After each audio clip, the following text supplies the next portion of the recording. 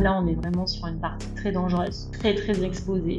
On est à 3002, il y a des éclairs, il pleut, il y a des éboulements, il y a des cordes, des échelles. Moi, en fait, je suis en mode guerrière et c'est hyper traumatisant. En fait, là, ça dure, je sais pas, 4 ou 5 heures jusqu'au refuge d'après. Mais là, on est là, mais on se dit, mais putain, mais qu'est-ce qui va nous arriver en fait?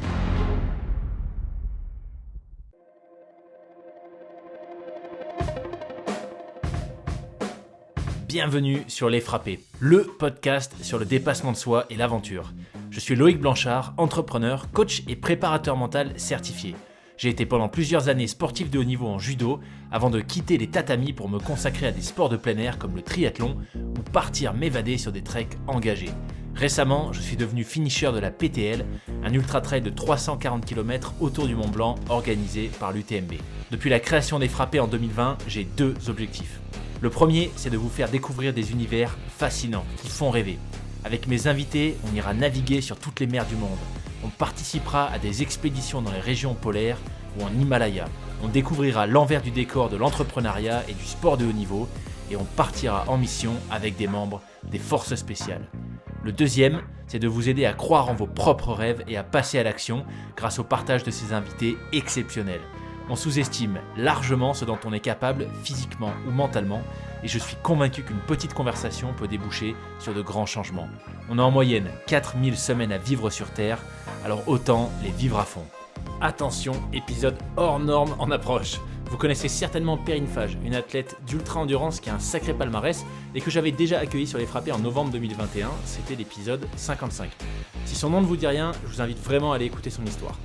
Cette fois-ci, on parle d'une épreuve en particulier dans laquelle elle s'est lancée à la fin de l'été 2023, le Tour des Glaciers. Le Tour des Glaciers, c'est un monstre dans l'univers de l'ultra-trail. Avec ses 450 km et 32 000 mètres de dénivelé à réaliser en 190 heures, c'est pour les 200 coureurs triés sur le volet qui en prennent le départ, un véritable combat. La première fois qu'elle a vu des participants au Tour des Glaciers avec leurs sacs sur le dos, prêts à partir en montagne dans la nuit pour plusieurs jours, Perrine en a eu les larmes aux yeux. Elle s'est dit que jamais elle ne se lancerait sur un format pareil, et pourtant, elle a fini par le faire. Je ne vous dévoile pas tout, mais pas mal de choses ne se sont pas passées comme elle l'avait imaginé. Le Tour des Glaciers s'est arrêté pour Perrine au kilomètre 396. En l'écoutant, seulement quelques jours après la course, me raconter ce qu'elle a vécu, j'ai eu le sentiment qu'une partie d'elle était restée là-bas. Son témoignage, je le trouve fascinant parce que c'est la preuve que même avec une grande expérience de l'ultra, on peut toujours apprendre et s'améliorer.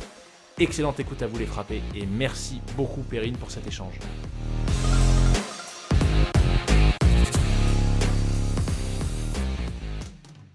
Perrine, bienvenue sur le podcast.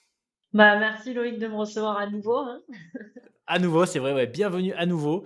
Donc s'il y en a qui ne l'avaient pas écouté, on avait déjà fait un épisode avec Perrine il y a un moment, alors je mettrai le lien en description, qui était l'épisode, on va dire, un peu classique des frappés, où tu nous avais parlé de ton parcours, toutes les folies que tu fais. À l'époque, je crois que tu avais fait, tu étais sur quoi, l'Enduroman était fait. Je ne sais pas si on savait déjà qu'on allait se retrouver sur la même édition de la PTL, je ne pense pas.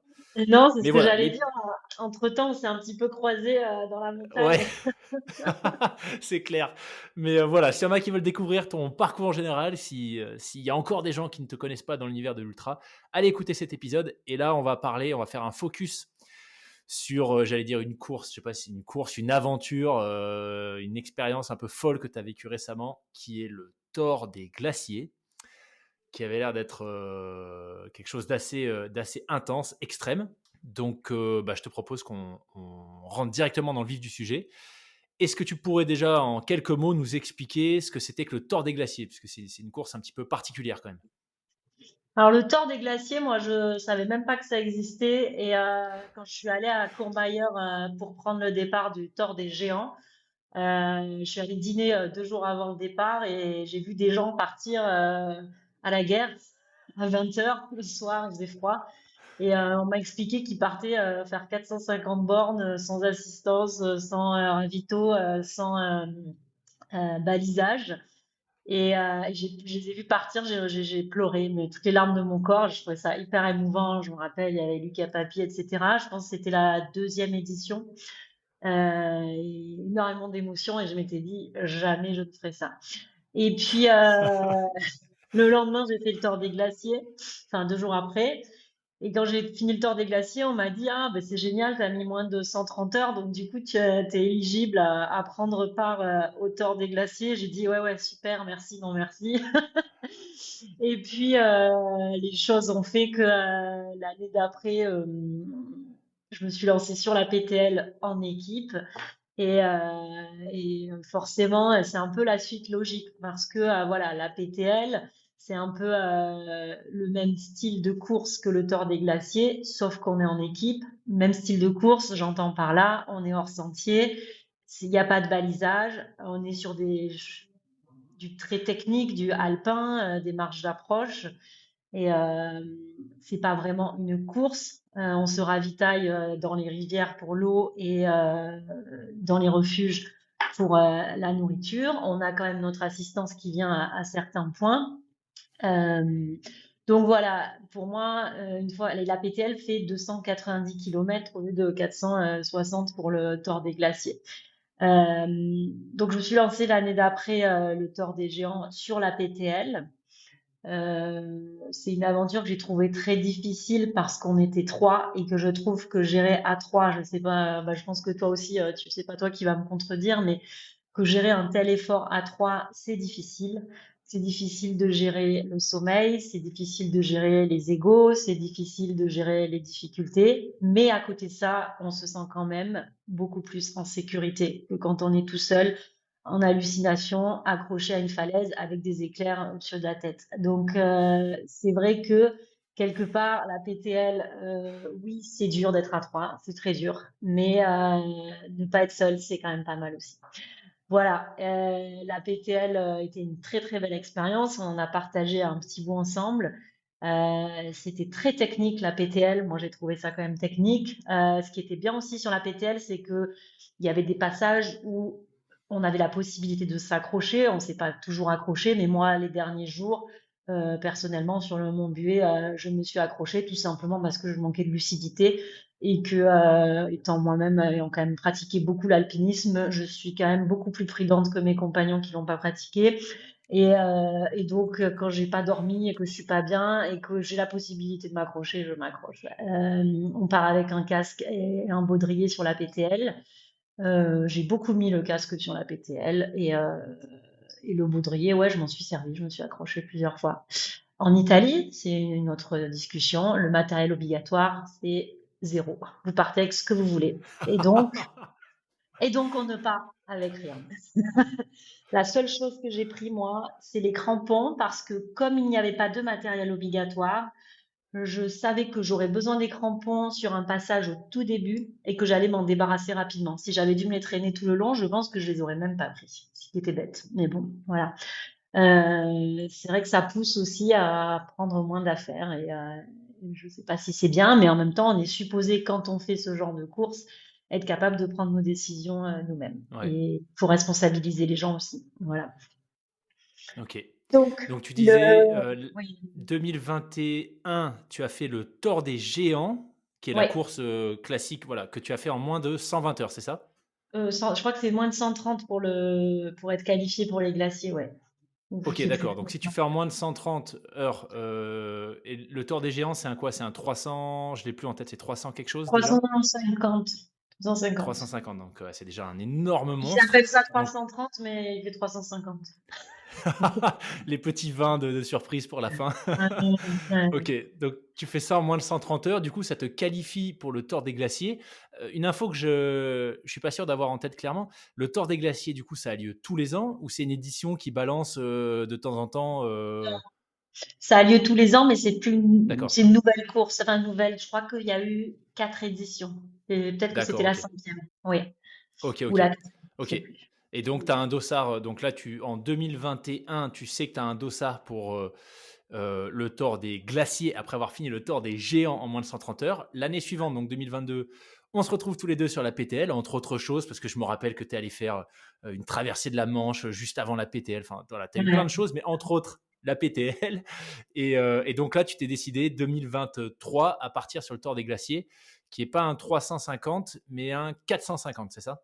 450, ouais, mais un bon 450, hein. Parce que par exemple, moi, à ma montre, j'ai fini à 396 et j'étais au kilomètre 350. Donc, tu vois, le mec. Ah ouais, d'accord. Ok. Ok. Et ma montre n'est Et, pas, ma montre marche très bien. Donc, voilà, ok. j'ai peut-être pas tracé toujours aux bons endroits, mais bon, voilà. Euh, Et donc, le format de la course, c'est que tu es, pour le coup, à l'inverse de la PTL que tu évoquais, tu es en solo, c'est ça, du début ouais, à la fin. du début à la fin. Il y a du hors sentier aussi, comme un peu la PTL, Alors, ou tu restes. il y a du hors-sentier, on va dire. Pour moi, la navigation était beaucoup plus facile que sur la PTL, je pense, parce qu'on est sur des sentiers connus, la Altevia 1 et Altevia 2. Euh, il y a très peu de hors-sentier, honnêtement. Et les grosses difficultés, c'est les gros pierriers où il y a eu des effondrements et donc il n'y a pas du tout de balisage. Et donc, il faut savoir tracer comme une marche d'approche, comme un guide de montagne. C'est important de bien tracer. Et si tu es tout seul, bah, tu galères. Si c'est la nuit, tu galères. Et il faut trouver un bon compagnon pour tracer avec toi si toi, tu n'es pas un bon traceur. Donc, moi, je suis quand même normalement une bonne traceuse qui m'a permis d'avoir des gens qui restaient un peu avec moi parce qu'ils savaient que j'allais bien tracer. Mais après, c'est vrai que j'étais pas forcément la plus rapide. J'ai eu du mal à rentrer dans ma course. Enfin, je sais pas quand tu veux qu'on commence à parler de la course, mais euh, moi j'ai fait un début de course où j'étais un peu à côté de mes pompes, quoi.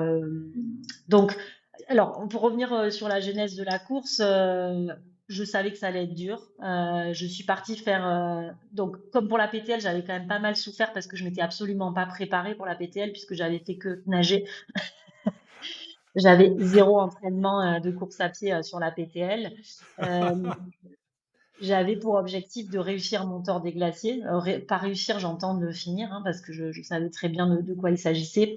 T'as beau entendre les gens qui te disent ah mais c'est pareil 300 450 et tout, non, non, en fait tu sais c'est marrant, ça me rappelle mon premier trail où comme j'en avais jamais fait je pensais que c'était facile et donc je me suis lancée sur un 160 et j'étais là ah bah c'est bon on va le boucler en 20 heures, évidemment on a mis 42 heures, c'était un chantier pas possible.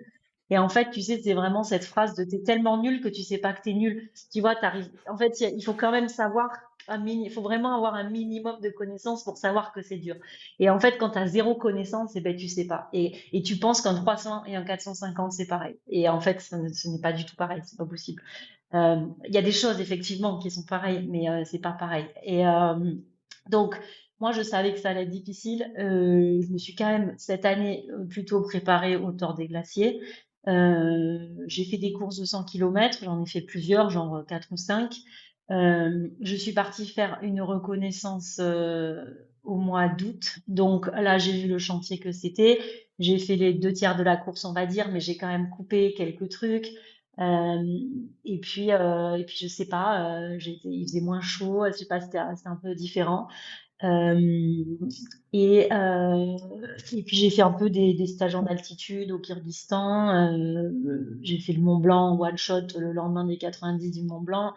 Enfin ouais, honnêtement, pour moi qui suis jamais préparée et qui arrive toujours à l'arrache sur les trails, honnêtement j'étais préparée. Donc bon, ouais, du coup j'ai vraiment zéro excuse.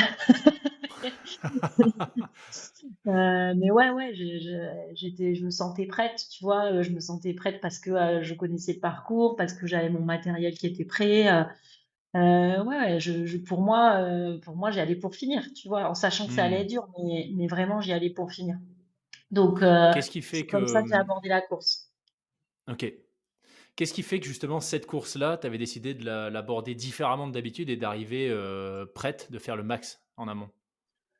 Bah, parce que pour moi, je savais que c'était un cran au-dessus, Ok. que comme j'étais toute seule, qu'il n'y aurait personne pour me tenir la main, j'ai vu les difficultés que j'ai pu rencontrer dans la PTL, d'hallucination, où tu es complètement en perdition au milieu d'un col en pleine nuit et tout. Et là, je me suis dit, mais si tu es toute seule, comment tu vas faire, quoi? Tu vois, il y a un moment, il faut se responsabiliser aussi. Et tu peux pas être en perdition sur un col et tu peux plus marcher et tu peux plus parce que je veux dire on va pas te chercher avec l'hélico en pleine nuit quoi tu vois donc euh, et puis j'avais envie de faire une bonne course quoi j'avais dit allez cette année je suis pas trop comme ça normalement de tout mettre sur un objectif mais là ouais j'avais une année un peu difficile personnellement et professionnellement donc j'ai dit allez ouais j'avais vraiment tout misé sur cette course quoi.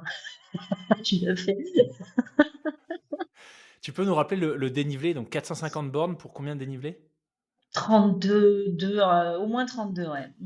Waouh, ok, ouais, donc énorme Mais, chantier. Ok, mais encore une fois, peut-être plus facile en termes de navigue que sur la PTL, hein. Donc ça quand même, ouais, tu vois, ça aide, hein, parce que en fait, voilà, la navigation aussi, ça prend du temps, hein. Tu sais comment c'est, regarder ta montre, quand tu as un doute, tu t'arrêtes, tu sors le téléphone, tu sors le GPS.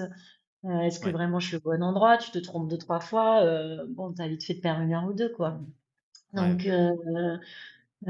voilà, parce que moi, c'est une course. Alors, et puis, l'autre chose, c'est que, ça, par contre, j'avais pas du tout regardé, c'est que les cut-off time n'ont rien à voir avec la PTL. C'est-à-dire que moi, je finis, on m'a empêché de continuer en me disant t'es hors cut-off, enfin, t'arriveras jamais au prochain truc, t'es plus ou moins hors cut-off. Je suis à 2,7 de moyenne sur ma partie, alors que sur la PTL, on finit à 1,8, un truc comme ça. Euh, donc, tu ouais. vois, bon, là, tout le monde va rigoler en disant 2,5, 1,8. Alors, j'espère qu'il y a des gens qui font ces distances quand même, qui nous écoutent, parce que sinon, ils vont se dire, mais qu'est-ce que c'est ces gens Ouais. qui marchent à 1 km/h? Pour rappel, Mais hein, bon, sur la PTL, on était peut-être à 1,8, mais non, ouais, à combien oui, 2,7, mais non, on était à 1,8 sur la PTL, c'est ça ce que tu disais. Sachant qu'on a mis plus ou moins, vous avez dû mettre quoi, 145 heures vous sur la PTL, votre équipe 146, un truc comme 150? ça. Non, je sais plus, Nous, on 158. était à 148 et vous êtes arrivé peut-être une heure On ou deux a... avant nous. Ah ouais? Il Ah me ouais, on semble, avait ouais, fait. ou peut-être une heure, je crois. Mais bon, bref, pour faire 1,8 de moyenne sur la PTL, pour info, entre le lundi et le dimanche, on a dormi à peu près 5 heures, 5 heures et demie, tous, en cumulé. Donc, c'est pas rapide en termes de rythme, mais en fait, c'était vraiment le max qu'on pouvait faire. Donc, voilà, Non, pour non, bien que mais les gens bien se rendent sûr. compte, on faisait pas des barbecues, quoi, hein. Attends, mais moi, sur le Thor, j'ai couru, mais j'ai énormément couru. J'ai couru toutes les descentes et tout, donc j'arrive même pas à me dire comment c'est possible. Enfin, en fait, si tu veux, tu perds tellement de temps dans les parties de grimpe, quoi, que, Ouais. j'ai- enfin, tu vois que au final, je sais pas. Bon, il y a un truc où il y a peut-être des gouffres spatio-temporels la nuit, des trucs qui se passent. Je suis pas des trackers, moi, j'essaie d'avancer. Et puis, c'est vrai que souvent, le matin, à chaque fois que quelqu'un me voit le matin, il m'est arrivé plein de trucs incroyables la nuit. Donc, peut-être j'ai été aspirée, tu vois, c'est peut-être ces 40 kilomètres, je les ai fait la nuit quelque part. Je suis allée dans une Ouais. autre forêt. Il faudrait que j'étudie vraiment le tracker. Par rapport à ce que tu disais sur les raisons pour lesquelles tu voulais vraiment arriver préparé, tu as parlé des hallucinations sur la PTL. Alors, on le disait en tout début, hein, c'est la première fois qu'on rééchange du coup de vive voix depuis août 2022. Et je me souviens effectivement qu'il y avait un des refuges, alors je ne sais plus lequel, où vous étiez arrivés tous les trois et vous nous avez dit, enfin, tu nous avais dit que tu C'est avais eu des séparé. grosses hallucinations de nuit. Ouais, ouais. Ouais. Mais on n'en avait pas plus parlé que ça parce que bon, chacun était dans sa course. En bref, tu pourrais nous raconter un petit peu ce que ça a été parce que j'ai l'impression que ça t'a marqué. Sur la PTL ou sur le tort Ouais, des sur la glaciers? PTL, ouais. Non, sur la PTL. Ben non, mais la PTL, écoute, alors si on parle des dernières, c'est celle que j'ai en tête, c'est vraiment les dernières, un moment où on s'est complètement perdu. Mais je pense que toi tu parlais d'autres, mais en tout cas, moi, celle dont je me rappelle très bien, c'est qu'à un moment, on était complètement perdu et les garçons savaient qu'en gros, ils avaient déjà reconnu cette partie et ils savaient qu'ils n'avaient pas pris le bon chemin. Et en fait, on faisait une boucle et on revenait à chaque fois. Et en fait, ils savaient que s'ils rentraient pas par le bon chemin, on pouvait jamais sortir par le bon endroit. Moi, j'étais pas du tout intéressée par la navigation sur la PTL. Je m'en suis absolument pas occupée. J'ai absolument pas regardé la montre. C'était Jo qui gérait tout avec Steven. Et donc, si tu veux, je me laissais complètement porter et je laissais aussi mon cerveau, parce que parfois tu luttes contre les hallucinations pour te concentrer, tu vois. Là, on n'était pas sur un passage spécialement technique, même si je me rappelle qu'on était accrochés dans des arbres. Mais toujours est-il qu'à un moment, je me suis allongée par terre et je leur ai demandé si on était dans un jeu télé et si on allait rester coincé toute notre vie dans cette boucle, en fait. Et j'ai parlé avec une voix de bébé. Et, Ah euh, ouais, et en plus, je me souviens très bien. En fait, j'étais consciente au moment où je le disais. Je disais, ah, mais c'est bien. Est-ce qu'il y a des gens enfin, voilà, j'étais vraiment dans un jeu télé où je pensais que les gens nous regardaient et que toute notre vie, on allait rester, c'était Truman Show, quoi. On allait rester dans cette ouais, boucle. Truman Show, ouais. Ah Il y avait des punaise, gens qui ouais. nous regardaient. Et j'en étais tout à fait consciente. Et Jonathan, je me rappelle, il était stressé et tout. Et Steven, il disait, non, mais c'est bon, laisse tomber. J'avais pas du tout envie de contrôler mon esprit. J'étais très calme, très, ah ben voilà, on va rester là toute notre vie. Donc, ouais, ouais, Incroyable. C'était assez fou. Euh, donc, Oui, du coup, donc ouais, j'imagine que ce genre d'expérience, quand tu sais que tu pars solo, t'as pas nécessairement envie que ça t'arrive à 3 heures du mat, le cinquième jour, au passage d'un col, quoi. et pourtant j'en ai eu, je reviendrai dessus tout à l'heure, et pourtant j'en ai eu, mais je voulais vraiment pas les avoir, quoi.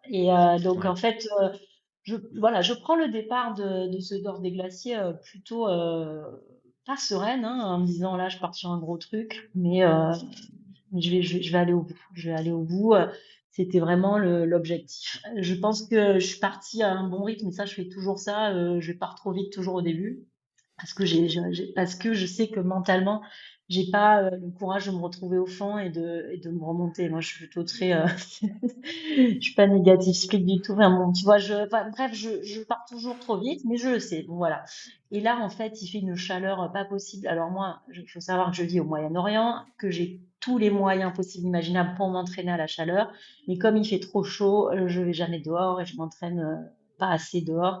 Et donc, évidemment, j'ai pas du tout supporté la chaleur. On a été beaucoup les 2 premiers jours à vomir, à être malade. Et moi, en fait, dès le début, alors il y en a, c'est à cause de l'eau. Moi, c'est pas l'excuse de l'eau, honnêtement. J'ai vomi parce que j'ai pris un coup de chaud, quoi.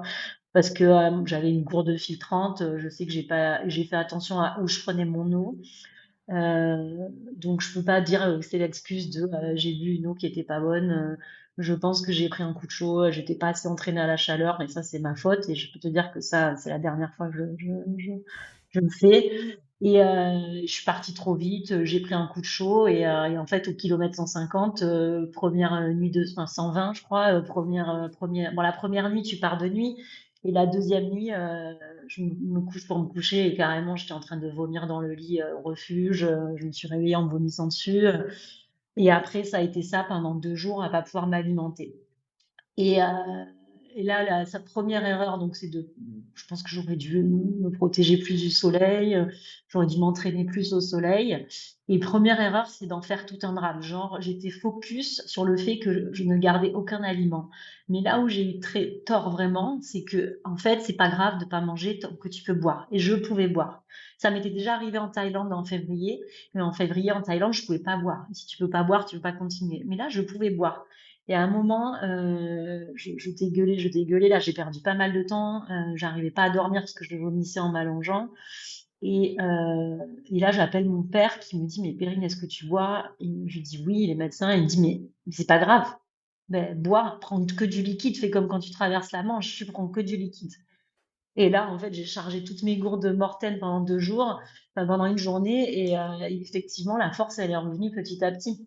Donc ça, j'aurais dû, dès le début, au lieu d'en faire toute une histoire, de mentaliser le truc, de stresser, ah là là, ma course elle est foutue parce que je vomis, enfin, d'être over dramatique, et ben, en fait, j'aurais dû, dès le début, réagir comme une athlète qui a de l'expérience que j'ai quand même, un minimum, voilà, de remplir mes gourdes de poudre, et voilà. Donc ça, je l'ai pas mal rectifié. Euh, donc j'arrive au refuge de Sella où je sais plus, là j'avais passé des grosses difficultés, mais vraiment ces 2 gros cols, là tu t'enchaînes en fait un passage hyper dangereux euh, où là en fait j'ai voulu attendre des Italiens pour pas le passer toute seule, mais en fait les mecs ils étaient tellement lents sur la Via Ferrata dans la descente qu'au final je suis restée avec eux pour la safety. Mais le mec, il donnait un cours de Via Ferrata. J'étais là, donc je les ai attendus. Mais sauf que du coup, la nuit, elle tombait. Enfin bon, en fait, d'attendre ces gens, au final, ça m'avait perdu 2 ou 3 heures, quoi. Alors que j'aurais dû descendre à mon rythme, que le passage avait été sécurisé par rapport à la reconnaissance où vraiment j'avais failli me tuer à la reco. Mais bon, voilà. Après, je suis arrivée au refuge de Seiya. Là, j'ai vu Julien Chaurier qui arrivait, Victor des Géants était sur la course. J'ai réussi à dormir. Donc là, c'était cool. J'ai même commencé à réussir à manger. Donc là, j'étais un peu repartie. Allez, c'est bon. Et, Hmm. euh, et le matin, donc là, je dors 1 heure et demie, ma première heure et demie, mais j'avais fait péter une nuit de sommeil, du coup, tu vois. Donc là, je dors 1 heure et demie, 2 heures, je sais plus. Je pars en courant à fond sur Cogne. en me disant c'est bon, là c'est facile, j'ai remangé, j'ai pris de l'énergie. Et là, évidemment, en courant, en me prenant pour je sais pas qui, je m'en mêle les pinceaux, c'était sur un balcon. Là, je me fracasse l'arcade contre un rocher. Heureusement qu'il y avait ce rocher parce que sinon j'aurais dévalé 200 mètres. Donc, bon, je m'allonge sur le dos. Il y avait un mec qui était pas loin derrière parce que j'avais parlé avec lui. Et avant de me lever, je sentais le sang qui coulait dans mon cou et tout. Et je lui dis, mais qu'est-ce que j'ai? Pourquoi ça saigne et tout? Il dit, non, c'est rien, c'est juste l'arcade, ça saigne beaucoup, mais c'est rien. Donc, hop, je repars. Et heureusement, il y avait le premier gros ravito à Cogne, et plus les médecins. Donc, j'arrive à Cogne. Là, j'ai pas trop perdu de temps parce qu'en fait, au final, je suis tombée, mais j'ai continué. Puis, c'était de la route après jusqu'à Cogne. Donc là, j'arrive à Cogne, on me soigne. Euh, et puis, euh, et puis bah, ça va bien, je repars et tout, donc là ça va pas trop mal. Mais bon, quand Est-ce même, qu'à ce moment-là, pardon Perrine, est-ce qu'à ce moment-là, quand ils te voient débarquer, parce que j'avoue que l'image que moi j'ai vue sur les réseaux, elle est quand même vachement impressionnante. L'arcade, bah ouais, ça saigne beaucoup. Est-ce ouais, que c'est comment l'assistance médicale? Est-ce que ils te checkent, bah non, ils te bah, demandent ils si te tu veux demandent, arrêter ou... est-ce que vous avez perdu connaissance? Bon, bah honnêtement, oui, quoi, mais j'ai dit que non. Est-ce que, enfin, j'avais pas vraiment perdu connaissance, mais bon, je m'en souviens pas, quoi. Non, mais j'ai bien eu 2, 3 secondes d'absence, tu vois. Mais bon, est-ce que c'est Ouais. vraiment perdre connaissance? Non. Donc là, tout de suite, j'ai dit non, non, pas du tout. Et en fait, j'ai fait justement très attention que personne me voie. J'ai vu juste tout de suite un seul médecin. Et là, j'ai continué. J'ai vraiment fait en sorte que ça s'arrête pas là, quoi. Tu vois, franchement. Donc, euh, donc là, ça allait pas mal. On me soigne et tout. Et je repars. Je repars plutôt pas mal en fait au final. Je me dis allez c'est bon, c'est pas grave, c'est rien. Mais quand même en fait après je me rends compte que ça fait un peu mal, tu vois. Bon, pas top top quoi. Et puis ben là je continue. Alors après qu'est-ce qui se passe là? Ben là je fais une journée un peu euh, ouais une journée où j'avance tranquille et tout, qui se passe quoi. Une journée un peu où j'avance pas très vite mais quand même j'avance. Ça va. Et fin de journée, là, j'arrive à un refuge. Ah oui, c'était une partie que j'avais pas reconnue là, mais bon, ça se passe plutôt pas mal. J'arrive à remanger des œufs et tout, donc la protéine et tout, donc ça va mieux. Ça y est, c'est parti. Et et puis là, fin de journée, je revois encore mon équipe qui était là. Euh, Là, pareil, je remange, je dors un peu, et là, je pars sur un col de merde, et je le savais. Et là, je pars avec des Italiens avec eux, et puis en gros, ils me dropent dans la montée, c'est con, alors qu'on était ensemble, tu vois, ils vont un peu plus vite que moi, mais pas trop. Bon. Et puis, je vois plus leur lumière et tout, je dis, bon, bah, je vais pas assez vite, pourtant, je montais bien quand même, tu vois, mais bon, voilà. Et puis là, voilà, je me perds pendant des Ah heures, ouais. c'était un gros pierrier, je me perds, et puis je sais pas trop ce qui s'est passé en fait. Tu vois, je montais, mais je sais pas trop. Et en fait, j'arrive en haut du col, et je les vois là-haut, les Italiens. Je me dis, mais qu'est-ce qu'ils foutent là? Et en fait, eux, ils s'étaient perdus aussi. Alors qu'en fait, si on était restés tous les trois, on se serait pas perdus. Parce qu'en fait, ce qu'il faut la nuit, c'est rester ensemble, tu vois. Et c'est là où je te dis, j'étais pas du tout dans ma course. Parce qu'en fait, quand tu es sur une course comme ça, il faut rester ensemble. Surtout la nuit. Et il faut pas se dire, alors effectivement, faut pas faire comme moi où je suis restée avec des gens qui avançaient pas, qui savaient pas descendre une échelle et tu perds 3 heures. Et souvent, c'est ça le problème, c'est que souvent, quand on est sur des parties difficiles, on attend les gens et parfois on perd 2, 3 heures sur les parties très techniques. Mais bon, est-ce qu'au final, d'être ensemble et d'unir ses forces pour tracer, c'est pas mieux aussi?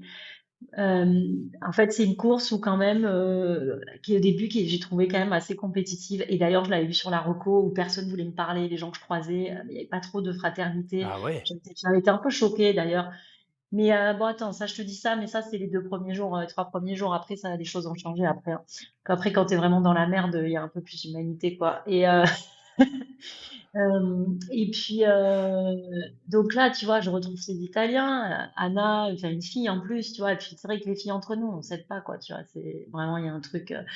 Et donc je les vois, et puis au final, bah, je continue, tu vois, je pars, je crois que même je pars sans eux et tout, parce que je me rends compte, là, d'un coup, je regarde l'heure, et là, je me dis, mais putain, mais il y a le cut-off. Mais moi, si tu veux, je regarde pas le cut-off dans ma tête, j'avance, donc je suis pas au cut-off. Il y a aucune raison que je sois au cut-off. Je me suis peut-être perdu 2 heures là, j'ai peut-être perdu 2-3 heures de sommeil, mais au pire, j'ai 5 heures, c'est impossible que j'ai un problème de cut-off. Et là, je me rends compte que c'est la merde. Et là, bah, je les largue, hein, je leur dis, bah, salut les gars, moi là, ça va pas passer, quoi. Donc là, gros stress, mais vraiment gros stress. Donc là, je pars comme une folle, je suis en larmes dans la descente, j'envoie un message à mon équipe, je dis putain, ça va, j'avais passé. Bon là vraiment, j'étais vraiment en stress. J'arrive en haut du dernier col, à un refuge où là, les mecs, ils ont pas à boire, pas à manger. Je dis, mais laissez-moi acheter quelque chose. Ils dormaient, enfin, ils voulaient même pas me filer un truc. Donc, bon, bref, ça m'énerve trop. Donc là, je suis vraiment à super pissed off, je pète un plomb, et je suis vraiment pas bien, mais j'avance. Et puis j'arrive à Donas, là, où je sais plus comment ça s'appelle. Alors là, c'est sordide parce qu'en fait, tu descends à, bah, je sais pas, t'es à 2005 et là, la ville à Donas, elle est à 300. Donc là, tu te chopes une descente de 2000 mètres. Et en plus, tu sais que tu descends à 300 et il fait 40 degrés, quoi. Ouais. Donc, euh, donc là, tu descends à 300, bah là, tu as le moral à zéro, tu sais pas si tu vas passer le cut-off. Bon, là, ça m'a plombé, hein, je te le dis. Je suis arrivée dans tous mes états, donc j'arrive 20 minutes avant le cut-off, je prends une douche, il n'y avait pas de douche, il y avait une douche pour tout, il y avait le temps des géants aussi, il y avait une douche pour 2000 personnes, quoi. Donc là, je me fous dans la salle de bain des filles à poil, en train de me rincer, tu vois, avec le lavabo devant tout le monde, je suis ah, mais rien à foutre, quoi, tu vois. Vraiment le truc énervé. C'est pas une course que je porte énormément dans mon cœur. J'aime beaucoup le concept du Tour des Glaciers. Après l'organisation de Tour, je suis pas hyper fan, mais bon. Donc du coup, tout va bien. Là, je mange une pizza. Ça va mieux. Je rends mon sac parce qu'en fait, il faut que tu sortes du ravito. Tu sais, le cut-off, il est à la sortie du ravito et pas à l'entrée. Donc je suis arrivée 20 D'accord. minutes avant. J'ai sorti mon sac. Et après, par contre, tu fais ce que tu veux. Après, on savait que ce cut-off-là était dur, mais qu'après, ça allait mieux. Et donc là, Là, on est à quel jour du coup? je sais plus.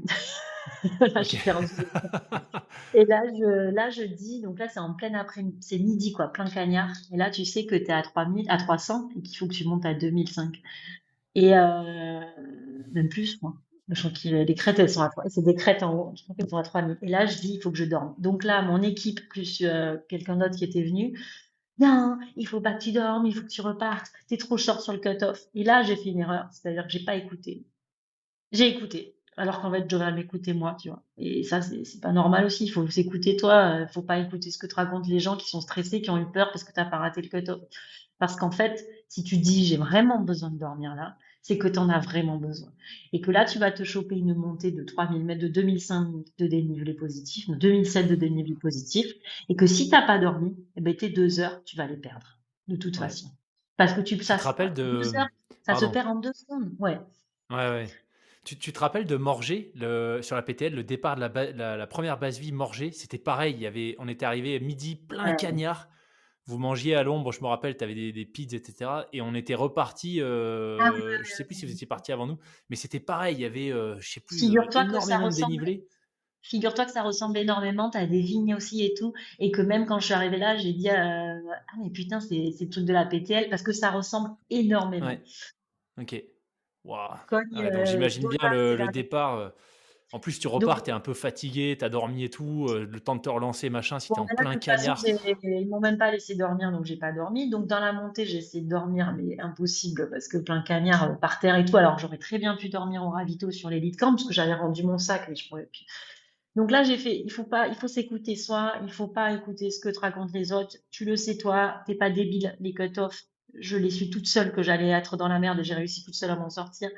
Donc, il faut s'écouter soi, il faut pas écouter ce que te racontent les gens, même si c'est ton équipe, ils te veulent du bien, il faut savoir qu'ils sont stressés pour toi, ils te veulent que du bien, mais il y a des gens aussi qui étaient là, qui me disaient, ah, mais non, tu vas pas dormir et tout. Non, il faut, et d'ailleurs, ça, je m'étais juré d'un truc, c'est de tous les jours, il faut que j'ai au moins 1 heure ou 2 de sommeil, parce que c'est ce que j'avais fait sur ma première course de 200 miles, la Swiss Peaks, ça s'était extrêmement bien passé. Et ben là, j'ai pas respecté mon protocole. Donc, si tu respectes pas ton protocole, eh ben voilà. Bon, bref, je monte. Et là, j'arrive quasiment plus ou moins tout en haut. Et là, en fait, on va. Et en fait, tu as un split entre le Thor des Géants et le Thor des Glaciers pour rejoindre le refuge de Koda. Donc, le Thor des Géants va direct au refuge de Koda. Et le Thor des Glaciers monte sur un autre col. Et là, tu te chopes les crêtes de Koda. Alors, moi, pour moi, les crêtes de Koda, tout le monde en avait fait toute une histoire à la reco. Moi, j'étais là, mais c'est hyper facile, les crêtes de Coda, c'est pas des crêtes non plus hyper dangereuses. À la reco, moi, ça s'était super bien passé. Je me dis, franchement, pourquoi tout le monde en fait toute une histoire? Ah bah ouais, bah écoute, de la nuit, c'est pas pareil, quoi. Alors, déjà, j'arrive aux crêtes de Coda de nuit. Donc là, il y avait des éclairs, mais qui étaient loin. Donc, ça va. Ils menaçaient pas. Déjà, j'étais pas non plus sur les crêtes avec les éclairs sur ma tête. Mais là, quand même, je me dis, putain, tu commences à manquer de lucidité, puisqu'effectivement, j'avais pas dormi dans la montée. Tu vas peut-être attendre un concurrent. Donc là, j'attends un peu. Et là, il y a Marco qui arrive, encore un Italien. Et Marco, je lui dis, Marco, on passe les crêtes ensemble, on va à Coda ensemble. Il me dit, ok, pas de problème. Donc là, on part avec Marco, on cherche un peu, on trouve notre chemin. Je suis avec Marco, je lui parle. Et d'un coup, je suis en train de parler à Marco. Et d'un coup, là, je suis sous un rocher, mais pas, tu vois, sous un rocher comme une cabane, tu vois, pas. Là, je suis en train de parler à une figurine, c'est Lucas Papi en Barbie, tu vois. C'est comme Ken, Lucas Papi, mais qui a des cheveux. Donc c'est Barbie, tu vois, les cheveux de Lucas Papi. Donc c'est Barbie, Lucas Papi. Et je lui parle en italien. J'ai mes habits qui sont tout déchirés. J'ai mon téléphone au fond des rochers qui est allumé. Donc je pense que j'ai fait tomber mon téléphone, que j'ai voulu aller le chercher, que j'ai eu une hallucination et que d'un coup, en fait, c'était dans une scène. Et la seconde d'après, tu es dans une autre scène, tu vois. Donc je sais pas ce qui s'est passé entre les deux. Donc là, j'étais sous ces rochers, là, en train de parler en italien à Luca Papi Barbie, quoi. Et je sais pas ce que je lui disais. Je ramasse mon téléphone, je vois que mes habits sont déchirés, j'ai un peu de sang sur le genou, mais rien de, tu vois, juste une égratignure. Je me dis, merde, qu'est-ce qui se passe et tout. Donc je laisse Luca Papi. Je me rends compte que c'est un rocher, que c'est pas Luca Papi. Enfin, une petite pierre. Je sors de ma cabane comme ça, et là, je m'en je suis sur les crêtes de Coda. Je vois les villages des deux côtés, mais je sais plus dans quel sens je suis en fait. Je sais plus dans Oh quel sens je suis, punaise. et surtout je vois plus Marco. Donc là j'appelle Marco, Marco, Marco. J'avance dans un sens, je suis pas dans le bon sens, je avance dans l'autre, donc avec mon téléphone et le GPS. Et j'avance dans le bon sens, mais je trouve plus mon chemin. Et puis là, je vois la lumière de Marco. Et là, je dis Marco, ça va pas, je suis plus lucide et tout. Il me dit moi non plus. Je dis ah, on est dans la merde. Les deux, on n'est pas lucide. Et je lui dis, Marco, est-ce qu'il faut qu'on fasse, c'est qu'on se parle et on se concentre. Donc, je me mettais des gifs sur les joues et tout. Ouais. Je voyais le refuge de Koda au loin, hein. Je savais qu'on en avait pour une heure maxi, quoi. Et donc là, avec Marco, on se concentre pour pas lâcher. Parce qu'en fait, si ton cerveau, tu le lâches une seconde, bam, d'un coup, c'est fini, quoi. Donc là, je me concentre à mort, je parle à Marco. J'étais sur Koda, je commence à voir les lumières sur le côté des géants qui arrivaient. Je me dis, là, on est sauvés. Les éclairs qui commencent à arriver à fond. Mais pareil, ils sont un peu loin, donc ça va. Donc j'arrive à Koda, bah, je me dis, c'est bon, je suis sauvée. Je ne vais pas dormir à Balma, qui était le refuge d'après. Je vais dormir à Koda, parce que là, je suis incapable d'aller à Balma. J'arrive à Koda, là, la course, ils me disent, donc là, j'ai quand même failli mourir, hein, honnêtement. Et là, l'organe me dit, bah non, pour dormir, c'est dans 3 heures. Et là, je dis, bah très bien, je m'allonge sur la table et je dors. Et puis, en fait, il y a quand même une règle, c'est que c'est priorité au tort des glaciers, sur le tort des géants. Donc, ils me laissent Pourquoi ils t'ont dormir. dit pour dormir c'est dans 3 heures? Parce qu'il n'y a pas de place, il n'y a pas de place pour D'accord. dormir.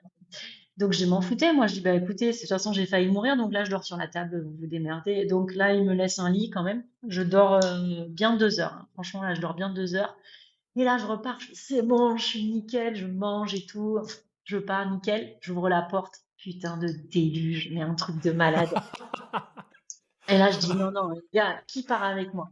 Je me dis je m'en fous, c'est de la pluie et je sais que on va pas être exposé sur cette partie. Et en plus je vais à mon refuge préféré, le refuge d'après, c'est le refuge de Barma. C'est mon refuge préféré de tout l'univers, quoi. Donc j'étais trop excitée d'aller là-bas et je m'en foutais qu'il y ait l'orage. Et là je dis qui vient avec moi? Donc là les mecs des géants, ils étaient au bout du rouleau, ils disent non non pas moi, j'attends.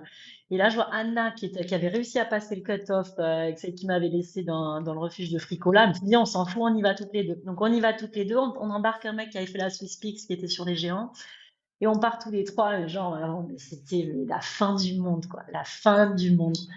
Donc, mais bon, on était bien, on était contents, on descendait, hop, on arrive à Barma, j'arrive à Barma, ils m'attendaient, c'était un refuge, j'avais fait la reco, ils sont très sympas, on se tombe tous dans les bras. Ils me voient ma gueule, la fille, elle pleurait à moitié. Là, je regarde ma tête, je fais, ah ouais, c'est vrai que là, parce qu'en fait, c'était devenu mon cocard était vraiment devenu dégueulasse. Là, je mange trop bien, parce qu'on mange trop bien à Barma. Vraiment, mais là, je me refais une santé, je suis neuve, quoi, tu vois, c'est cool. Je repars, je me dis c'est bien, nickel. Donc là, on part de Barma et puis bah là je continue, la course continue plutôt pas mal et j'arrive à cet endroit là, Grouba que j'aime pas trop. On passe à une descente qui était facile à la reco, mais qui en fait avec tout ce qui était tombé était horrible. Donc là j'ai perdu énormément de temps aussi. J'arrive à ce refuge là que j'aime pas du tout, la Grouba. Pareil, on repart sur des crêtes et là je rattrape en gros, je rattrape mon retard, tu vois. J'arrive au cut-off 3 heures avant à Gressoney. Donc j'arrive 3 heures avant au cut-off à Gressoney, tranquille. Gressoney, ça se passe bah, pareil, un refuge, une base de ville où ton assistance, elle a pas le droit de rentrer. Donc là, je suis vraiment énervée parce que plus ça va, en fait, tu vois comment c'est, plus ça va, plus t'es un bébé, t'es incapable de faire quoi que ce soit. Moi, j'ai des problèmes de mains, donc les mains, je peux pas les fermer, je peux pas, enfin, tu vois, et c'est vraiment pénible parce que sur le tort des glaciers, des géants, tu peux pas avoir ton assistance dans les bases de vie, alors que c'était un énorme gymnase. Bon, c'est un peu, tu vois, c'est un peu énervant, tout ça, mais bon. Donc là, je suis quand même plutôt en forme et je repars en me disant je vais pas dormir à Gressoney, je vais monter au refuge d'après, qui est le refuge de Citène, qui est super pour dormir et j'ai que 2 heures de montée en gros, quoi. Donc je monte, là j'embarque tout le monde derrière moi, les mecs ils hallucinent parce que je rattrape là vraiment je remonte bien, je rattrape un groupe qui était bien, tu vois, donc je me retrouve avec ce groupe. Je trace ma route jusqu'à Citène, ils m'appellent, ils me disent non, tu t'es trompé. Je dis non, non, c'est là et tout. J'arrive bien 1 heure avant au refuge de Citène. Là, je mange genre un schnitzel. Je sens vraiment la dalle, elle revient. Et en fait, c'est comme ça qu'il faut manger sur ces courses. Il faut bouffer de tout ce que tu peux, tout ce qui passe. Mais c'est là où tu es fort, quand tu arrives à manger tout ce qui passe, quoi. Donc là, je mange bien, je me mets au lit, le refuge de ouf, tu vois. Sauf que là, je me mets au lit, genre le petit lit avec il y avait même les toilettes dans la chambre et tout. Là, je me mets au lit, la nana me dit, vous voulez que je vous réveille? Non, non, c'est bon, pas besoin. T'inquiète. Mon réveil, ça suffit. Et là, putain, au lieu de dormir 2 heures, ben, je dors 4 heures, quoi. Enfin, non, je vais dormir 1 heure et demie et je dors 4 heures et demie. Oh, là, je me dis quel jour Waouh. on est. Et genre, dans ma tête, je me dis, en fait, on est déjà samedi, ça y est, la course, elle est finie, quoi. Et puis, donc, catastrophe. Catastrophe. Là, je vois que tous ceux qui étaient derrière, ben, ils étaient déjà repartis. Et je dis, bon, ben, écoute, c'est pas grave, là, tu fonces. Tu fonces. J'étais toujours dans les temps, hein. Donc là, je fonce comme une tarée. Là, j'arrive à rattraper un groupe qui était quand même pas trop loin derrière. Donc en fait, au final, j'ai vite rattrapé mon temps. Je suis montée comme une ouf. Là, on arrive vraiment sur les marges d'approche des 4000. Enfin, on est à 3000, hein, mais il y a tous les 4000 autour et tout. Donc là, je fais des trop belles traces. Il y a tout le monde qui me suit. On est vraiment sur des pierriers. Je me régale parce que comme j'avais bien mangé, que j'avais bien dormi, bah, j'étais en forme, quoi. Donc là, j'avance bien. Tac, là, je rejoins un mec qui courait et je lui dis, mais qui était italien, qui s'appelle Mauricio. Et on se retrouve tous les deux. Il parlait pas anglais, il parlait pas français. Donc, impossible de communiquer. Et donc, avec Mauricio, ben là, on va passer ensemble les dernières 24 heures. Et avec Mauricio, on court, tu vois. On court, on avance, on court. Il m'attend pour tracer parce qu'il sait que je trace mieux que lui. Donc, dès qu'il y a des passages techniques, il m'attend. Je passe devant. Dès qu'il y a du plat ou des descentes, eh ben, je le suis parce que il court, donc c'est lui qui me tire. Et du coup, on fonctionne super bien tous les deux. Tu vois, on s'arrête, on est super intimes. Je pisse devant lui, etc. C'est vraiment, c'est dans un état pas possible. Je lui dis, Mauricio, c'est chaud là. Tu crois qu'on va le faire? Il me dit, c'est bon, on va le faire. C'est sûr, on le fait. On arrive à Cervinia, donc l'endroit que j'adore, à côté du Cervin, c'est là où j'ai fait toutes mes années d'alpinisme. Donc on arrive au refuge ou à l'hôtel là-bas, et là on mange bien avec Mauricio. Je dis Mauricio, on part tout de suite là. Ouais, ouais, ouais, ouais. Et en fait, le goal, c'est d'aller à Peruca Guillermo, c'est le dernier haut refuge à 3000. 3002. Et en fait, on te dit que quand tu es à Peruca, ça y est, la course, elle est gagnée. Si tu es à Peruca avant minuit, la course, elle est gagnée. Donc là, on part sur Peruca. Moi, je commence à avoir un gros coup de pompe, j'ai la dalle, j'ai rien à bouffer. Là, il me file des trucs, genre en plus, tu sais, à la fin, j'avais tellement d'aft dans la bouche, je pouvais plus rien manger Hmm. qui piquait et tout ça. Là, il me file de la viande, parce que c'est un mec qui habite dans les Abruzzes, il me file de la viande séchée. J'aime pas trop la viande, moi, en plus. Bon, bref, de la viande séchée au poivre, mais je mange ça comme l'homme de Cro-Magnon, quoi, tu vois. Alors, je le fais tomber par terre, je le ramasse, je le bouffe avec du sable et tout. Mais vraiment, j'aurais mangé de l'herbe par terre tellement j'avais faim. Mais c'est bien, tu vois, ça veut dire que ça va mieux. Et donc là, pareil, j'arrive à Peruca, c'est un refuge où je suis attendue aussi parce que j'avais fait la reco. Il m'avait dit tous les gens qui font la reco, ils réussissent et tout, et qui arrivent à Peruca. Donc je suis attendue, il y a le chien, les gardiens du refuge, on se tombe dans les bras, les pleurs et tout. Bon, bref, ah, c'est génial, tu vas le faire. Vraiment, tout va bien, quoi. Tu vois, on est short, mais on va le faire. Donc, on est short, mais on va le faire et tout. Et puis, quand même, on nous avait annoncé un peu avant qu'il y avait le Mont Gelé, qui est un mont qui est difficile, qu'on n'allait pas faire, et que du coup, on avait un parcours de repli, mais que le parcours de repli faisait 10 kilomètres de plus. Et autant de dénivelé quasiment, mais moins technique. Et là, je me dis, mais non, mais moi, pour moi, le Mont Gelé, il n'est pas technique. Si tu traces bien, il n'est pas technique. Et donc là, c'est chaud, parce que ça veut dire qu'on nous rajoute 3 heures, quoi, tu vois. Donc là, je Ouais. commence à me rendre compte qu'on est vraiment short sur les cut-offs. Donc je dis à Mauricio il y avait 2 autres Italiens qu'on avait rejoints là, les gars, on part à 11 heures, donc je fous la pression à tout le monde et tout. Et 11 heures, on part du refuge, voilà, mais voilà, on s'embrasse tous, on sait que c'est gagné, enfin on pense que c'est gagné, quoi, tu vois. Et là, voilà, catastrophe, en fait, redéluge. Et là, en fait, c'est moins rigolo parce que c'est pas le déluge en allant sur le refuge. Là, on est vraiment sur une partie très dangereuse, très, très exposée. On est à 3002, il y a des éclairs, il pleut, il y a des éboulements, il y a des cordes, des échelles. Et, et moi, en fait, bah, je suis en mode guerrière, c'est-à-dire que je dis rien. Bon, en plus, comme avec Mauricio, on peut pas se parler.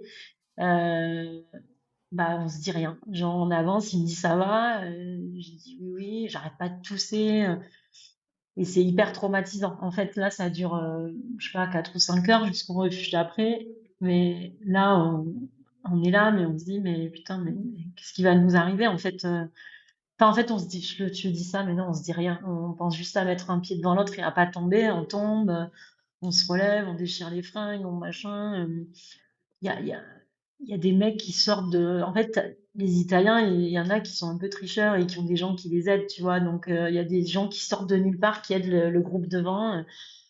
Et puis, nous, on est là, on descend avec Mauricio, et c'est vraiment chaud, quoi. Franchement, c'est c'est chaud, mais en même temps, moi, je dis rien. Je me dis, bah, de toute façon, faut survivre et il faut aller à Prairier. Et après, ça ira, parce qu'en fait, après Prairier, c'est un peu de la route. Et après, par contre, je sais pas si ça va passer avec le variant, quoi. Alors que normalement, tu te rappelles, sur la PTL, nous, quand on avait un variant, c'était la teuf, quoi. Ça voulait dire qu'on avait gagné deux ou Ouais. trois heures. Alors que là, en Ouais. fait, le variant, bah, en gros, ça nous rajoutait 2 3 heures, quoi. C'est le cadeau Donc, certes, empoisonné, quoi. ouais. Enfin, j'en sais rien, en fait. C'est ce que les gens nous ont dit.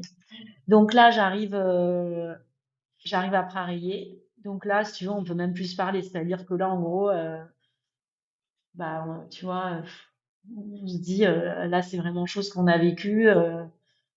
Enfin, on est choqué. En fait, on est choqué. Et puis là, je vois des gens là qui me disent, Périne, c'est terminé. Et je dis, mais comment ça c'est terminé? Non, on continue, quoi. Non, non, on va pas le faire à temps. Je dis, mais si, si, si. Et là, en fait, je peux pas, il n'y a pas de réseau. Donc, sinon, j'aurais communiqué avec mon équipe. Donc là, il y a juste un mec du Tour des Glaciers qui me dit, non, non, mais tu vas pas le faire.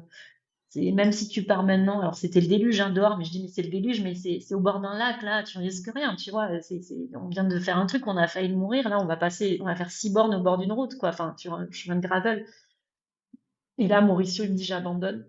Les 2 mecs devant nous, il y en a un qui abandonne, et l'autre qui me dit, je pars tout seul, je pars pas avec toi. Donc, là, je dis, mais Ah si, ouais, je viens avec carrément. toi. Et ouais, mais en fait, lui, après, il a pris la route, il a pris un autre chemin. Je pense je sais pas s'il s'est fait sortir ou pas, mais il avait déjà en tête de pas passer par là où il fallait passer. Donc moi, j'attends un petit peu, je suis vraiment dans le frigorifié, machin. Je dis à Mauricio, mais non, mais viens, on repart. On y va. Il me dit, non, je peux plus. Et l'autre gars, bah, carrément, il va se coucher. Mais moi, j'avais pas sommeil. Enfin, personne n'avait sommeil, en fait. Mais juste si, je pense qu'ils avaient été tellement choqués par ce qu'on venait de vivre et qu'ils pensaient qu'on n'allait pas le faire jusqu'à Champillon. Et moi, je suis là, et le mec, il arrête pas de me dire, mais non, les autres, ils ont mis tant de temps, donc on fait des calculs, sauf que ton cerveau, il réfléchit plus. Donc, donc c'est sûr, je dis, mais moi, je m'en fiche, je veux pas le faire, je veux quand même essayer. Donc, je sors. Là, c'est vraiment le déluge. J'essaie d'avoir du réseau pour appeler mon équipe, il n'y a pas de réseau. Et là, ben, en fait, ben, j'abandonne, quoi. Enfin, j'abandonne. J'ai l'impression que c'est la seule option et à la fois j'abandonne et à la fois j'ai pas l'impression d'abandonner. Je me dis mais il va se passer quelque chose. En fait, je pense que je te dis j'abandonne, c'est que j'ai pas le courage de partir seule, quoi. Et en même temps, tout le monde me dit que si je pars, ça passera pas. Et je me dis mais c'est pas possible et je suis en état de choc, quoi. Et je suis en état de choc et j'ai des ampoules de ouf et tout, mais je me dis mais non mais c'est pas possible et c'est très calme en fait. Il est très silencieux, il y a personne, on est vraiment que nous. Et ils me foutent dans un lit, et puis quelques heures après, ils viennent me réveiller, mais je dormais même pas, et c'est fini, quoi. Et là, j'arrive même pas à comprendre que ce soit fini, je suis encore sous le choc. Et là, ils me réveillent quelques heures après, ils me disent, bon, ben maintenant, il va falloir qu'on marche 10 bornes. Alors là, ouais, tu sais, du coup, tu t'es arrêté pendant ouais, 3 heures, un truc comme ça, 4 heures. Et là, bah, de toute façon, personne va venir te chercher, quoi. Donc, il faut que tu marches. Et donc là, entre-temps, bah, tes ampoules, elles sont infectées. Tu sais, tu t'es arrêté plus de 2 heures, quoi. Donc, ton corps, il est plus du tout en état. Tu es en état de choc de ce qui s'est passé cette nuit. Tu es en état de choc parce que la course, elle est finie. T'as encore la tête dans cette montagne, en fait. Et voilà, et c'est fini. Et en fait, là, je suis vraiment en état de choc. Et je laisse un message à mon équipe. Et là, on part pendant, genre, il fait jour, il pleut presque plus. Et, et pendant 2 heures, on marche, on marche. Enfin, et voilà, c'est fini. Puis il y a mon équipe qui est venue me récupérer. Et voilà. Et c'est fou, quoi, parce que. Et là, en fait, j'ai pas pu trop parler pendant plusieurs jours, quoi. Voilà. Hmm. Et, je sais pas pourquoi, en fait, qu'est-ce qui m'a. Je crois que je me disais, en fait, je n'ai pas l'impression de m'être sentie coupable comme quand j'ai abandonné la dernière traversée de la Manche, où là, c'est moi qui ai dit stop, je veux plus vivre ce calvaire. Là, j'ai pas l'impression d'avoir dit stop, je veux plus vivre ce calvaire, parce que pour moi, c'était pas un calvaire. Mais j'arrive pas à comprendre pourquoi j'ai pas continué à marcher. Je crois que je le saurai jamais. Je crois que le choc, il est surtout du fait que ça s'arrête et je pense que je l'aurais eu même à la fin de la course. Même si j'avais fini la course, j'aurais eu un choc psychologique aussi parce que t'es tellement, il se passe tellement de choses pendant tous ces jours pendant 7 jours que je pense que finalement le choc que j'ai eu de l'abandon, c'est aussi un choc de la fin de cette semaine, quoi. Hmm. Tu vois ce que je veux dire? Et qu'en Oui. fait, au final, je vis pas vraiment ça comme un échec, quoi.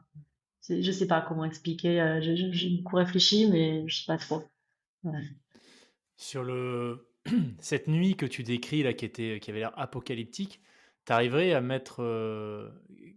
Qu'est-ce que c'était exactement le choc? Il vient d'où? Est-ce que c'était les éléments, le fait de te sentir exposé, donc vulnérable, donc tu vois, Ouais. c'est dangereux, on peut y rester.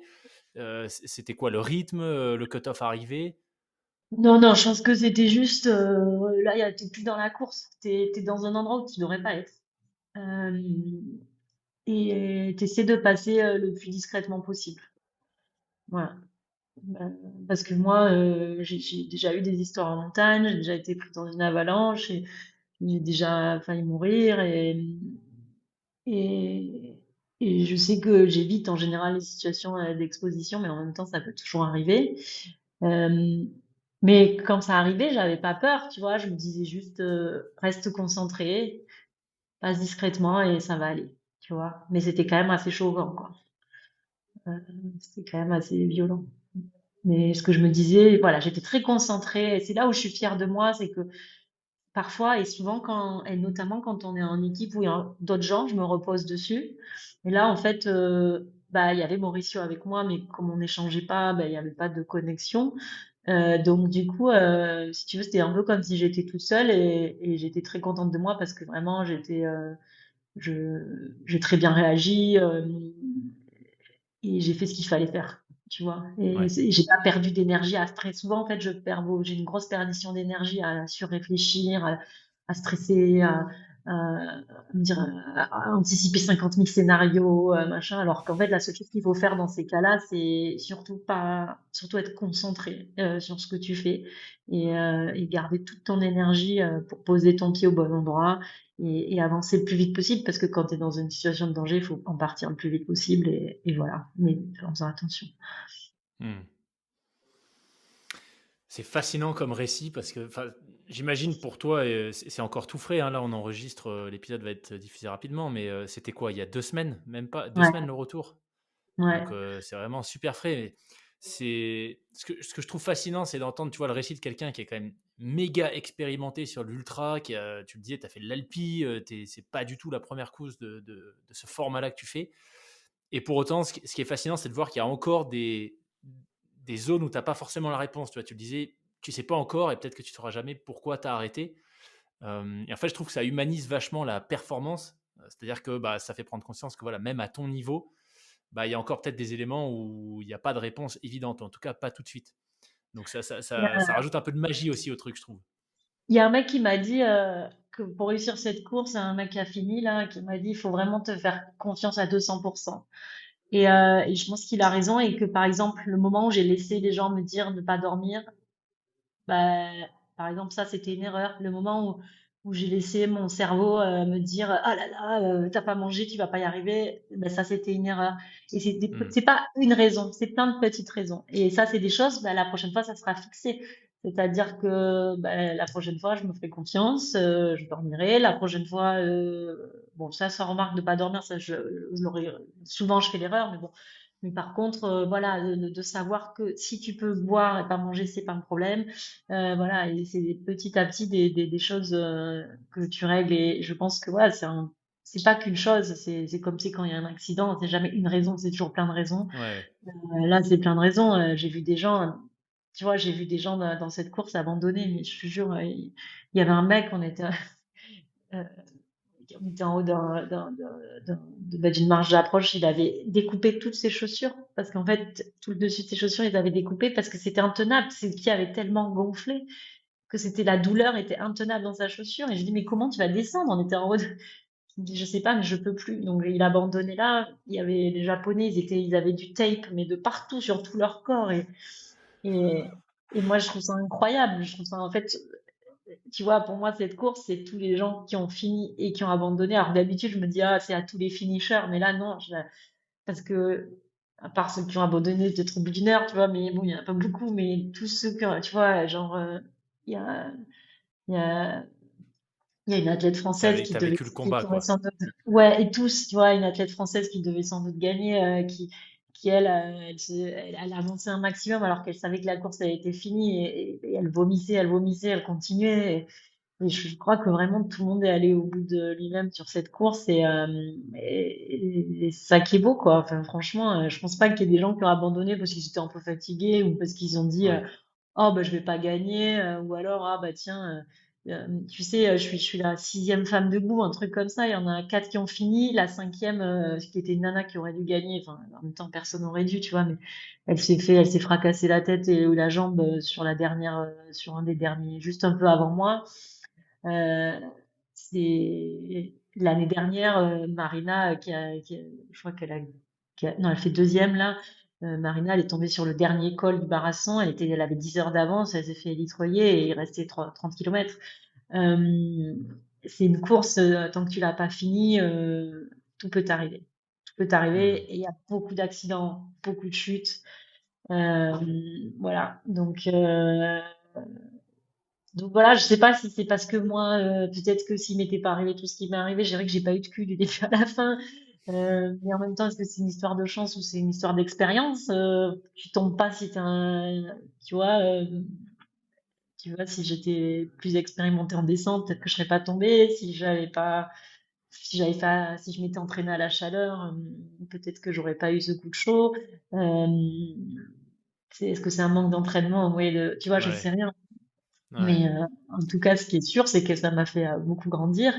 Et, et que, euh, et que voilà, moi je raconte un truc épique, mais je pense pas qu'il y ait une seule personne qui te raconte disant ouais, j'ai fait le tour des glaciers, bon ça va, ça s'est plutôt pas mal passé, c'était cool.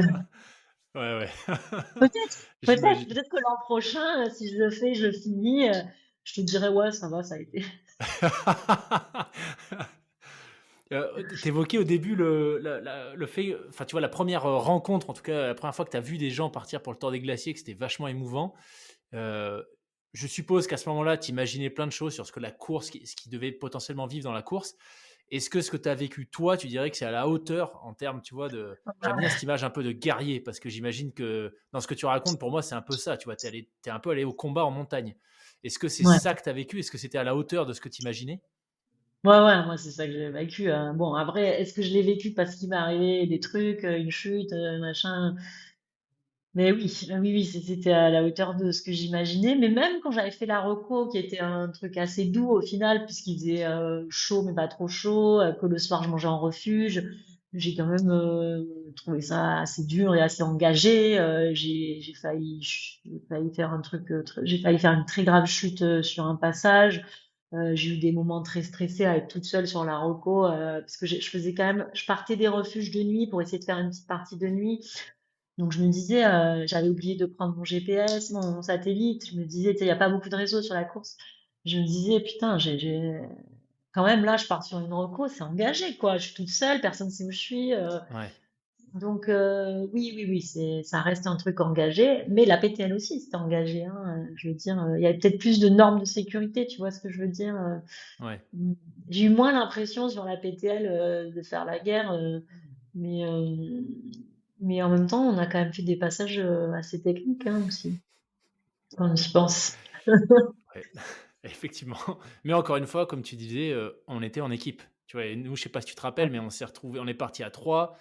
Dans la première nuit, on s'est retrouvés à 2. Et ensuite, dès le mercredi, on s'est regroupé à 3 équipes. Donc, on était 7. Ouais, Et effectivement, ça n'a plus rien à voir parce que sur la navigation, bah, quand le gars qui fait la nav pour toi, il a des hallucinations, bah, tu sais que tu as au moins 2 ou 3 autres personnes qui peuvent prendre le relais.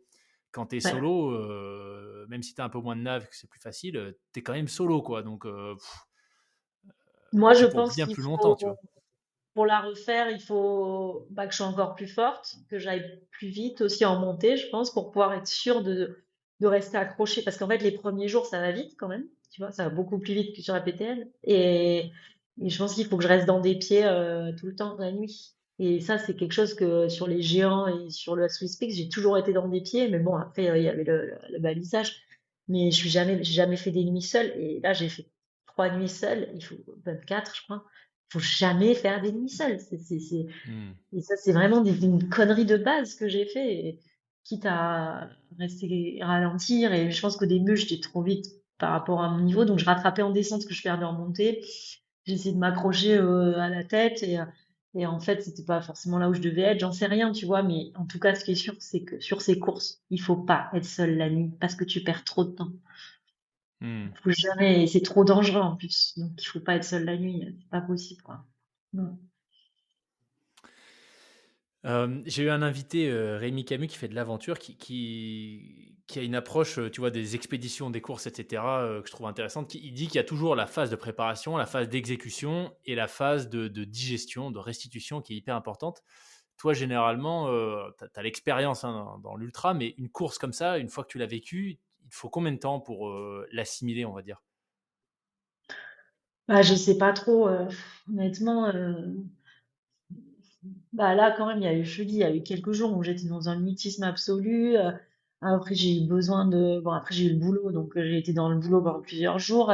Et après j'ai eu besoin je suis partie j'ai fait un aller-retour en urgence en France parce que je voulais être avec ma famille. C'est comme j'habite pas en France. Euh, donc ça a été quand même assez violent. Donc ça c'était quand même plus euh, on va dire sur le coup de l'émotion. Donc là, je suis quand même dans la phase de digestion maintenant. Euh, je sais pas combien de temps ça va me prendre, mais je pense pas que je l'ai encore digéré, hein. Ouais, ouais. Parce que tu as, déjà d'autres courses, d'autres défis qui arrivent là dans le calendrier? Sur cette fin d'année, je t'avoue que là, bah, depuis hier, je commence à réfléchir qu'est-ce que je fais, etc. Puis le boulot, là, il faut absolument que je pose une semaine avant la fin de l'année, donc voilà. Euh, Normalement, j'avais prévu de faire un marathon à Valence, donc je voulais en mettre un peu de la vitesse et tout ça, mais je sais pas si c'est ça que j'ai envie de faire, donc voilà. Euh, mais j'arrive pas trop là à me projeter, tu vois. Ouais. Et après, je me suis dit, bah, allez, tu vas partir une semaine à Bali. Et puis en fait, après, j'ai dit, non, mais en fait, qu'est-ce que j'aille foutre à Bali? Ou alors, je prends mon vélo et je grimpe des. Enfin, tu vois, enfin, je suis allée partir en vacances sur un transat. Enfin, donc là, je me dis, bon, ne prends qu'une décision sur le coup de l'émotion. Non, je Ouais. sais pas. J'ai envie de refaire le Tour des Glaciers. Euh, ça, c'est sûr, je vais la refaire. Est-ce que je la refais l'an prochain ou dans 2 ans? Je sais pas. Euh, c'est sûr que je vais la refaire. C'est évident. Voilà. C'est beau, hein, 2 semaines après l'arrivée, avec ce que tu as vécu, d'avoir cette, enfin, de te Euh, dire, j'y retourne, quoi. Bah, je le savais que j'y retournerais. Ça, je l'ai toujours dit, en fait. Et en fait, ce qui est marrant, c'est que pendant la course, à un moment, j'ai dit, putain, il faut vraiment que je la finisse parce que je la referai pas. Et puis quand j'allais mieux, après ça, c'est quand je pouvais pas manger. Et quand j'allais mieux, je m'étais dit, ah, ouais, c'est quand même bien, quoi. On est bien, là. On est bien. On est bien, c'est beau. C'est beau, c'est chouette, on se régale. Ouais. Non, j'ai eu des bons Ouais. moments dans la course, quoi. Non, non, Il y aura j'étais. donc un deuxième épisode pour toi sur cette course. Ouais, bien sûr. Ouais. Ouais. Excellent. Eh ben, écoute, Perrine, est-ce qu'il y a autre chose que tu voudrais partager, ajouter par rapport à ce que tu as vécu Non, sur la mais je sais course pas, toi, tu te lances sur quelque chose après la pételle, t'as pas eu envie de remettre ça? Ben, moi, la PTL, bah, alors déjà, j'ai pas du tout ton expérience de l'ultra, donc la PTL, c'était vraiment la découverte pour moi. Je sais pas si j'ai commencé, j'ai peut-être pas eu une approche très intelligente en commençant l'ultra avec la PTL, mais ça m'a quand même mis, ça m'a quand même mis KO pour un bon moment. Et écoute, là, je discutais avec Tom, un des gars justement de la PTL, pour, bah, moi, j'aimerais bien quand même tenter le Tour des Géants, en tout cas tenter le tirage au sort, parce Ouais. que ouais, le format de ces courses-là, je trouve ça chouette finalement. J'ai pas un profil je suis pas rapide. J'aime bien être dans une bulle pendant un bon moment, et je trouve que c'est le format un peu idéal. Tu vois, c'est quand même dur. Voilà, tu joues avec certaines limites. Donc ouais, le Tour des Géants, j'aimerais bien aller voir ce que ça donne. Mais bon, faut être tiré au sort. Ouais, bah, il y a SwissPix, sinon, Ouais, ou la Suspix, ouais.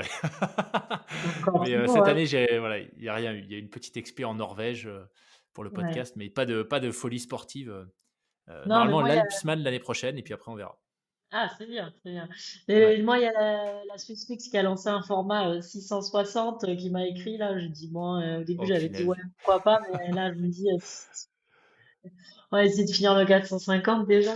Ouais. Après, c'est vrai que, voilà, le problème, c'est que quand tu fais des courses comme ça, tu peux en faire qu'une. J'aime pas refaire le même truc en général, j'aime bien me lancer sur d'autres choses. Donc c'est pour ça que je te dis peut-être pas cette année, quoi, Ouais. mais voilà. Donc non, non, c'est une belle aventure. J'ai trouvé que ça manquait au début, j'ai trouvé que ça manquait d'humanité, mais peut-être que c'est moi aussi qui n'ai pas réussi à joindre les groupes et tout. Et en fait, au final, ce que j'ai vécu avec ce mec là sur les derniers 24 heures, même si on ne s'est pas parlé et tout, c'était genre vraiment hyper fort, quoi. Il m'a écrit bon, en italien. Et après, je me dis c'est fou parce qu'en fait, sans se dire un mot, bah, on s'est juste serré dans les bras et tout était dit, tout était fait, quoi. C'était hyper beau, quoi. Et c'est un souvenir, ce mec, je l'oublierai jamais, quoi. C'est vraiment ce qu'on a Ouais. vécu tous les deux. C'est incroyable, quoi. Et ça, c'est vraiment super fort, quoi. Donc après, t'es là, bah, c'est sûr, quoi. Tu retournes au bureau, bah, t'as la gueule défoncée, t'as tout le monde qui est là, ah, qu'est-ce qui t'est arrivé, machin, t'as payé pour ça, gna gna gna. Et toi, t'es là, mais enfin, c'est tellement fort ce que j'ai vécu, c'est tellement Ouais. beau, c'est tellement, enfin, ce que j'ai vécu, tu peux pas l'acheter, quoi, tu vois. Ouais. Donc c'est magnifique, enfin, même si ça coûte cher aussi, hein. Mais ça vaut 10 fois tes vacances dans un resort, je sais pas où, tu vois. et c'est incroyable. Donc c'est vrai que c'est un peu dur la redescente parce que et puis t'as vraiment l'attachement à la montagne quoi. C'est tu vis tout là-dedans, même si après je trouve quand même sur le Tour des Glaciers t'as deux ou trois passages dans des villes et ça c'est un peu dommage. Alors que sur la Swiss Peak t'es vraiment déconnecté du début à la fin. Tu passes rarement par des villages et tout, donc c'est ça qui est beau, moi je trouve avec la Swiss Peaks. Avec le Thor, c'est hyper agressif d'ailleurs, tu retombes dans une ville et tu te sens agressé. Après, t'as le Grand Saint-Bernard, mais ça moi je suis pas allée jusque-là, mais c'est un peu agressif. Mais sur ces courses-là, voilà, t'as vraiment une attache à la montagne. Et tu vois, je l'ai dit Hmm. dans mon post, t'es arraché quand tu finis. Et je te dis, je sais pas si le traumatisme, je l'ai eu parce que j'ai abandonné ou si je l'ai eu parce que c'était fini. Tu vois, je pense que j'aurais eu le même en étant finisher. Mm. Hmm. Ouais. Ouais, plus je rencontre des gens qui font des choses comme toi, plus j'ai vraiment l'impression qu'en fait, ce que tu trouves dans ces formats, tu peux pas trouver ça ailleurs, tu vois. Tu parles de rencontres humaines, enfin de richesse, de partage, etc. J'ai vraiment du mal à voir dans quel contexte, bon, professionnel, c'est quasi, enfin, voilà, c'est évident, mais même ailleurs, tu vois, dans la vie de tous les jours, dans quel contexte tu pourrais vivre des choses aussi fortes qui finalement soudent les gens de manière méga durable, tu vois. C'est-à-dire que c'est Marco, c'est ça, hein, tu disais. Marco Maurizio, j'imagine. Ah, Maurizio, Maurizio. Mm. Maurizio. Maurizio, j'imagine, tu le recroises dans 10 ans sur une course, le Mais lien, ouais. il sera toujours pareil, tu Ouais. vois. Donc, c'est quand même fabuleux ce que tu as créé là. Ah ouais, non, c'est super. Ouais. On a failli mourir Excellent. ensemble. C'était incroyable. Non, non, mais et non, ils sont forts, hein, franchement, ils sont forts. La trace, elle est belle. C'est, c'est- non, c'est un bel événement. Mais je te dis, je suis pas fan de l'orgator en général, mais c'est des beaux événements. Hmm. Tu dis vraiment, et même le Tour des Géants, c'est chouette aussi, hein. Je veux dire, c'est une aventure incroyable. Donc je te souhaite d'être tiré au sort. Au croisé les doigts, merci. Eh ben, écoute, Perrine, c'était génial de refaire un épisode avec toi, d'avoir ton feedback quasiment à chaud, on va dire, à tiède après ta course. Franchement, Ouais. passionnant, émouvant, méga inspirant. Merci beaucoup pour ce que tu as voulu partager. Est-ce qu'il y aurait peut-être un message, toi, tu vois, quelque chose qu'on n'a pas forcément évoqué, que tu voudrais dire par rapport à cette course, à ce que tu as vécu et ce que tu en retiens là? Non, mais je pense que la différence entre ces courses et, enfin, sur cette course en tout cas, c'est que c'est fou, c'est que tu as vraiment jusqu'à la fin aucune certitude et que tout peut t'arriver, quoi. Et c'est aussi pour ça qu'il faut jamais rien lâcher, quoi. Et ça, c'est par contre dans tous les ultras, c'est-à-dire, mais ça, c'est dans tous les ultras, c'est-à-dire à un moment où tu es le plus au fond du fond, tu sais pas si une heure après ça va pas aller mieux. Bon, et sur celle-ci, c'est encore plus vrai dans le sens où tu as le risque de chute. Voilà, donc là, il faut être concentré jusqu'au bout. Et il y a quelqu'un qui me demandait tout à l'heure, à quoi tu penses pendant tout ça et tout. Et je me dis, mais tu penses à rien, t'es trop concentré en fait. Et c'est ça aussi, quand ça s'arrête, je pense qu'il y a quelque part ton cerveau. Ouais. Il y a un moment, je crois que j'ai dû réussir à écouter un podcast ou deux dans des passages faciles, mais sinon, j'en suis incapable, quoi. C'était tellement de concentration. Faut être focus. Ça, c'est ça aussi. Ton cerveau, il est vraiment concentré sur où tu mets les pieds, quoi. Et ça, c'est fatigant. T'as une fatigue intellectuelle qui est assez importante. Ouais. Punaise, tu sais quoi? Ça fait quand même envie, hein. Bah, avec tout ce que tu racontes, je Ah, sais pas si j'ai un problème, mais ça fait quand même envie. Non, mais tu vois, de vivre quelque chose comme ça, enfin, c'est fascinant de t'entendre raconter cette ah, bien sûr. expérience. C'est incroyable. Bref, je mettrai les liens en description s'il y en a qui veulent aller se renseigner, voir ton profil, regarder un peu tes stories. Et tu t'as Ouais. prévu de le documenter d'ailleurs? Il y a un film, quelque chose qui va sortir?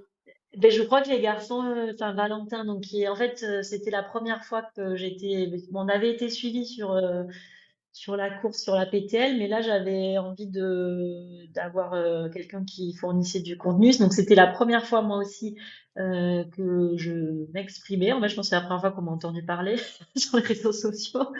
Et j'étais un peu stressée de ça aussi parce que je trouve que c'est hyper difficile de parler pendant la course, parce qu'en fait tous les jours ils venaient, tous les 24 heures à peu près les garçons ils venaient faire des photos et bon et surtout poser des questions.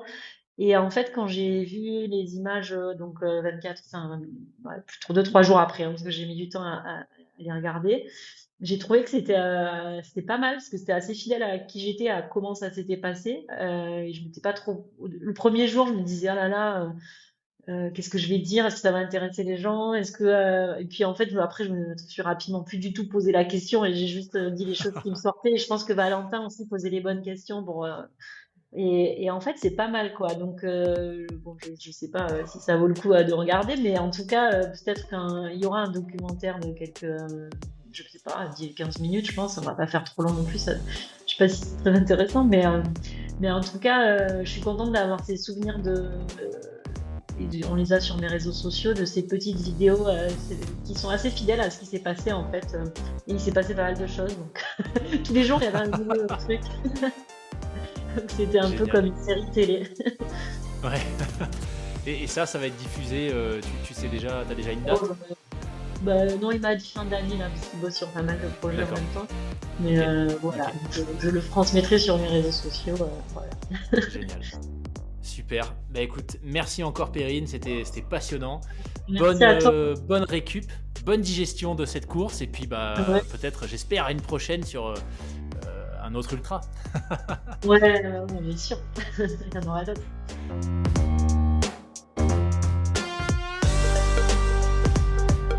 Merci d'avoir écouté cet épisode spécial avec Perrine jusqu'au bout. Je serais curieux de savoir si ça a donné envie à certaines d'entre vous de se lancer sur une prochaine édition du Tour des Glaciers. Comme d'habitude, cet épisode vous est proposé gratuitement. Alors vous le savez maintenant si vous écoutez le podcast depuis un moment. Tout ce que je vous demande en retour, c'est de m'aider à donner encore plus de visibilité à mes invités exceptionnels. Pour ça, c'est super simple, ça prend quelques secondes. Il suffit de laisser une note 5 étoiles sur votre plateforme d'écoute et un commentaire si vous l'écoutez sur Apple Podcast. Si vous voulez m'envoyer des suggestions d'invités, vous pouvez le faire via le compte Instagram du podcast, lesfrappés.podcast, ou par email à hello@lesfrappés.com. Merci pour votre fidélité et je vous dis à très bientôt pour un nouvel épisode.